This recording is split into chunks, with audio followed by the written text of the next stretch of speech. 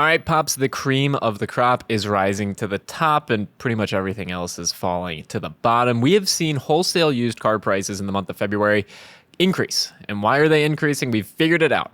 In spite of everything suggesting that used car prices should go down, it's because there are not a lot of quality used cars in the market. You've been getting some phone calls from friends. We've been looking at the data. It's become pretty clear that those vehicles that are in good condition, they're selling for top dollar, and those that aren't, they're really not. They're not selling at all, those that are not. And the problem is, when I talk to my friends in the industry, they don't know where to get quality pre-owned cars at a reasonable price. A lot of the rental car companies are back in the lanes, bidding up the good quality cars again, paying over retail at the wholesale auctions to get those cars. Dealers are forced, if they want to try and have some quality used cars on their lot, to have to pay retail or more at a wholesale level, which ultimately means that the retail prices are not going to go down anytime soon, if at all. And they don't know how to explain it other than that there is just a shortage of quality used cars out there, and because of that shortage, dealers are bidding the prices way up. Okay, I think it's very important that you cannot paint with that broad of a paintbrush right now, because I disagree with you. I do not think that all used car prices are going to continue to go up here. I actually think we're going to see significant declines in used car values for certain vehicles. So for example, if you're in the market for that Audi A5, we have seen depreciation of those Audi A5s, and they will continue to depreciate. If you're in the market for a highly sought after vehicle, like, I don't know, a sub $20,000 hybrid, yeah, that price you're going to continue to see stay high. But I'm confused. I just want to wave the flag and say I'm confused. Why are we seeing all these indicators that rental car companies are bidding up used vehicles when fleet sales are up nearly 100% year over year? Like, I don't understand. That aspect of all this doesn't compute. And at the same time, tax refunds are lower. We actually did see sales declines in February. Like, help me understand this. Well, a lot of the fleet sales can be governmental fleet sales. Local, state, and federal governments place large orders for fleets. It's not just rental car companies that are buying the fleet vehicles. I love that, Pops. I absolutely love that. 77% increase in fleet sales to rental car companies in the month of February. So I hear you loud and clear. I absolutely love it. I don't understand it. Why are we seeing Car Dealership Guy on Twitter, for example, and in other places, folks say that rental car companies are coming to the auctions and bidding, I don't know, $5,000 over book value when we're seeing a 77% increase in rental car fleet sales?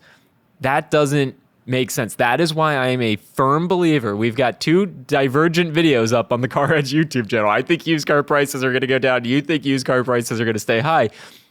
This doesn't compute. This doesn't make sense. Why are they doing it?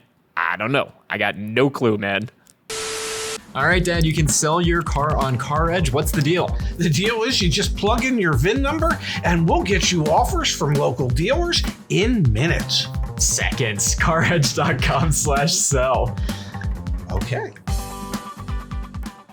Could it be that even though there's been an increase in fleet sales to rental car companies, that the number of cars that they've gotten directly from the manufacturers is not near enough what they need? Okay, it still falls way below what they need to increase the size of their fleets. Travel is up. People need rental cars. There had been, and I'm assuming continues to be, a shortage of quality rental cars out there, which is why the rental car companies are back at the auctions buying the 1, 2, and 3-year-old lower mileage cars that they can add to their rental fleets. And I agree. You look at the data, and it would suggest that wholesale values should be declining. Meanwhile, they are going up. There was a 4.3% spike in wholesale values in February. There was a spike in wholesale values in January. None of it makes sense. And the fact that it doesn't make sense is what scares me. I was having this conversation with your uncle last night. Huh. I spend a lot of time talking about historical norms, okay? And And I spent 43 years in the business, and there were ups and there were downs, but you could figure out how everything was going to go. Maybe these just are not normal times, and historical norms do not apply. You would think, and your thoughts on why prices should go down make sense, except prices aren't going down, which doesn't make sense. And for 2.5 years, we've been saying prices have got to go down. It's not sustainable. And for 2.5 years, prices have continued to go up. And apparently it has become sustainable. I don't know. I don't get it. I'm man enough to admit that looking at fresh data has caused me to change my thinking as to what the market will actually be. Yes, it doesn't make sense. A few more pieces of information to influence everyone's thinking, because obviously you should not be listening to us bozos trying to predict the future. New vehicle inventory, Dad, for the month of February, up 78% year over year. So that's a material increase. We are almost at 2 million vehicles in inventory, 1.83 million new cars in inventory. That's up significantly. The lowest lows we were at were around 700,000 to 800,000 vehicles in new car inventory. Another piece of information, Dad, year over year, we have seen retail used car sales down 9%. So while you've seen a 4.7% month over month increase in wholesale used vehicle values, at the same time, used vehicle sales were down 9% year over year. That doesn't quite compute for me. And again, the rental car fleet data, like we were talking about a moment ago, they actually have more vehicles, which makes sense, because if we're seeing new vehicle inventory start to pile up, which we have seen, for example, with full-size trucks, GM intentionally pulling production of their Chevy Silverado and GMC Sierra, we know that the capacity to produce vehicles is there. For all of those reasons, plus probably the biggest one in the room, Dad, which would be the Federal Reserve and their adamant determination to fight inflation at all costs, you're going to see prices come down. I understand that you're getting scared. I understand that you're thinking, hey, this is the new normal. There is going to be a turning point. We have obviously proven that we have no clue when that turning point will be. I have some indicators that I'm looking at that make me think that it's sooner rather than later.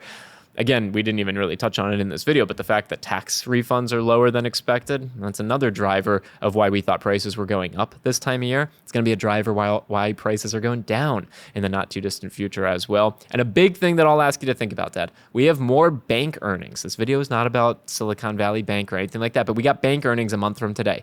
April is going to be a busy time for Q1 earnings for a lot of banks. That'll be a great leading indicator for what's going on with loan loss provisions, floor planning, things like that. A lot of things that dealerships depend on so that they can run their businesses. I think you're going to start to see more and more pressure to move inventory, because it's simply not sustainable for prices to be this high, for the industry to work and operate in this way. Let me just say that last month, nearly 20% of all loans that were written for 84 months. 84 months, Zach.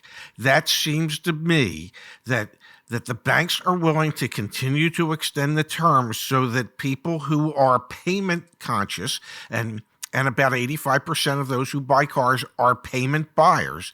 The fact that it takes them 7 full years to pay off the loan hasn't kind of kicked into anybody's mind yet. As to what the expenses are going to be, I don't know, 5 years from now, 6 years from now, when they start having major repairs. People don't concern themselves with that today. So I hear what you're saying, and I've been trying to clutch closely to my historic norms, and I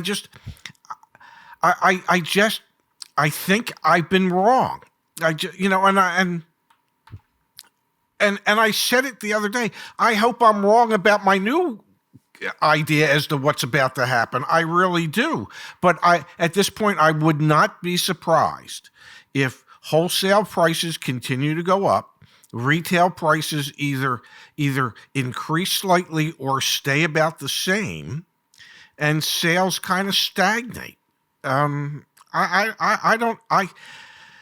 It's one of the few times in my life, as opinionated as I am, that I am completely flummoxed.